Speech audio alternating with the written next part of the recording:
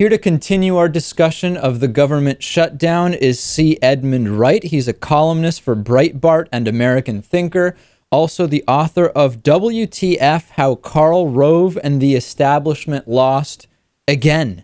Edmund, pleasure to speak with you. I want to just start with kind of, I guess, the broadest question, which is there are some who are saying, in spite of all polls indicating the opposite opinion, that this is President Obama's shutdown, that President Obama is responsible for this shutdown. What is the case to be made along those lines?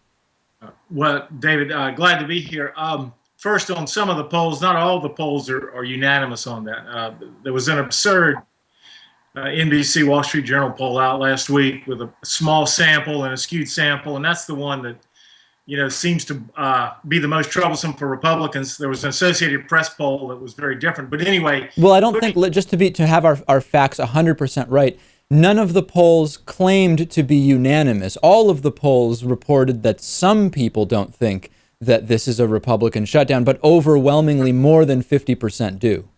Well, they do, and yet there was an Associated Press poll that showed Obama's approvals at negative 16% nationwide, and negative 44% with independents.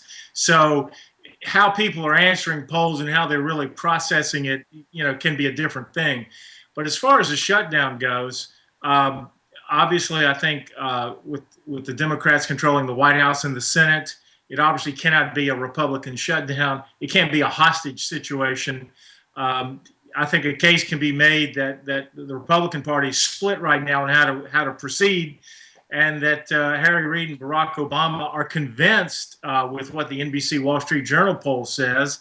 So they're happy with the shutdown because they don't think they'll get any blame for it. I guess ultimately the test will be 2014. Well, but ultimately, that's actually factually incorrect what you said, Edmund, because yes, President Obama does control the White House and Democrats do control the Senate. But in fact, there was a law that was altered in the House, which makes it so that only the Speaker of the House or their designee, we spoke about this earlier on today's show, can even bring up discussion of a proposal to end the shutdown. So factually speaking, it is a hostage situation. I mean, in case in point, we literally have a situation where the Speaker of the House or their designee can just hold this over the heads of Democrats. Well, that is ignoring a lot of other facts, like the fact that they have sent 8 or 9 different funding bills to be signed and they've been rejected. Okay, but let's explore that.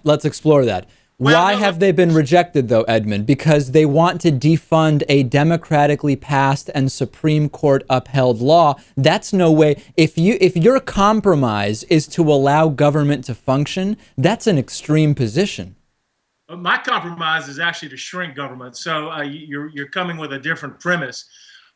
You can sit there and say that it was a democratically passed, and yeah, 100% totally life-changing legislation only passed by one party. And Supreme Court upheld. That's actually not true. The Supreme Court rewrote the law, then upheld their version. That's not incorrect. That's not incorrect. The Supreme Court, Edmund, we can't lie to people, though. The Supreme Court did not rewrite Obamacare. That's factually a lie. They redefined it. They redefined the individual mandate. They didn't redefine it either. They simply they interpreted it along legal lines they found to be constitutional.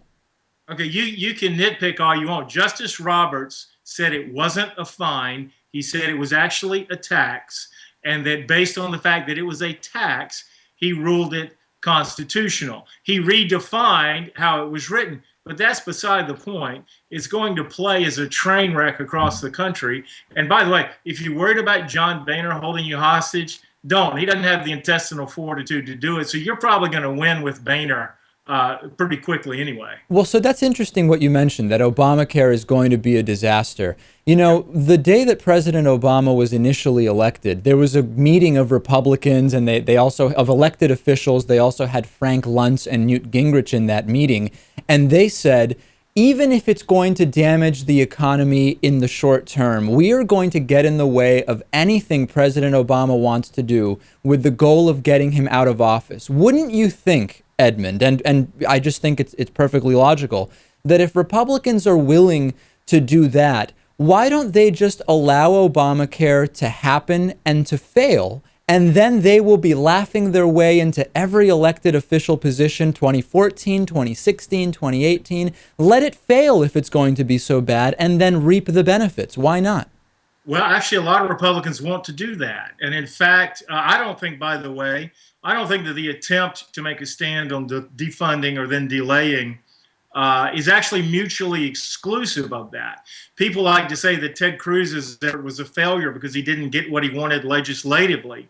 Okay, legislative success immediately is not the only scoreboard. Actually, there's a lot of Republicans who agree with your tact, and in fact, I think even the Ted Cruz and the sort of the hardcore Tea Party people will say, look, we may not win this short-term battle, especially with Boehner as the guy in charge on our side. So they're still, I mean, that's a back-end strategy. And again, I don't know it.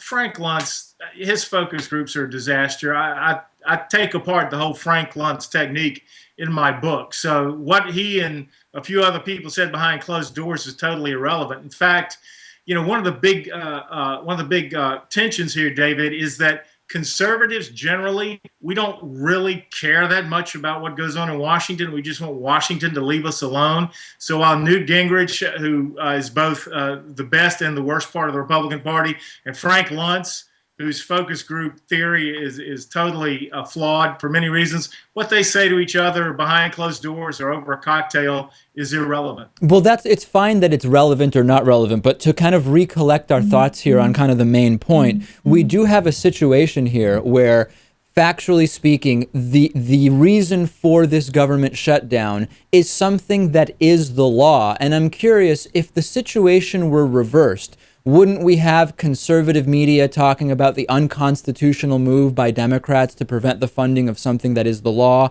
If the situation was reversed, we wouldn't have this calm, rational, well, listen, the Obamacare is going to be a disaster, so it's perfectly reasonable to hold up the entire government function because of it. I'm sorry, what exactly was your question So there? the question is, in what other scenario would it be considered acceptable to shut down government simply over a disagreement over funding something that is the law? You know, slavery was the law for a while, David. So that, first of all, that is a totally irrelevant argument. So let me see if, hold on a second. You're saying that slavery and Obamacare have similarities in terms of their, what are you saying? Why are you making that comparison? If you'll give me about 6 seconds without interrupting, I'll explain it to you.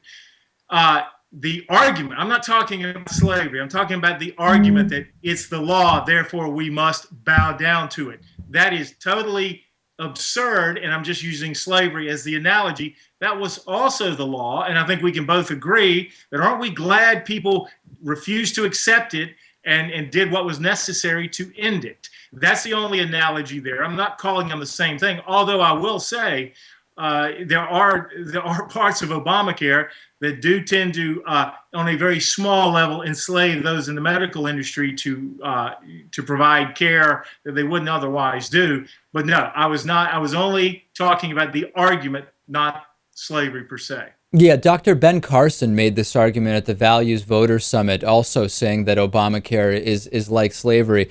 So I'm not surprised to hear you make that argument. Okay, so where is this going to go, Edmund? Actually, Rand Paul made it about 6 months ago. So it's been out there for a long time. So where is this ultimately going to go? I mean, John McCain made it very clear that this is just not going to work. Obamacare is the law. It will be funded. So I guess is all we have to do now, wait and see whether it works or whether it doesn't work. I think it's very clear what's going on, by the way, Edmund. I think Republicans know that once Obamacare is fully implemented, it is going to be popular. And it is not a miracle. I don't think it's a miracle. There's many aspects of it I don't like. But it'll bring down premiums slightly on the whole. People will like it, and that will be it. That's going to be the end. Yeah, you go ahead and say that, David. I mean,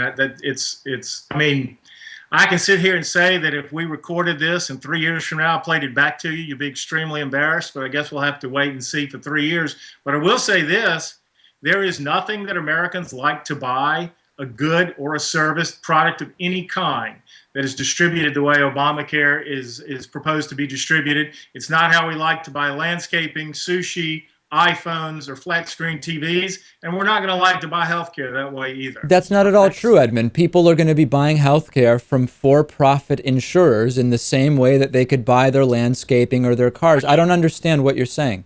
You do. You're pretending not to know that the ultimate goal is single payer. You're pretending that Barack Obama hasn't said that for years. You're pretending that Harry Reid didn't admit it a few days ago. You're pretending that a lot of liberals have admitted the end goal here is to take an industry that's got a 2 or 3% profit margin, which is all infinitesimal, and to run them out of business and force everybody to the government. No, come on, David. No one is going to take you seriously if you don't at least admit that's what you really want. Actually, Edmund, I would say the opposite. I would love it if I really felt Obamacare was getting us closer to single payer. I don't think it is. I don't think it is, Edmund, because it's putting 30 million more people in the for-profit system, further ingraining it. But it's a fair point that you're making. I just completely disagree. It's one we should discuss again in the future because we are out of time. Well, I appreciate it. I would love to discuss it in the future because with every month, my argument's going to look better. All right. The book is WTF, How Karl Rove and the Establishment Lost Again. C. Edmund Wright is the author. We didn't agree on much, but I appreciate the conversation, and we will definitely have him back again. Thank you. Thanks, David. Appreciate it.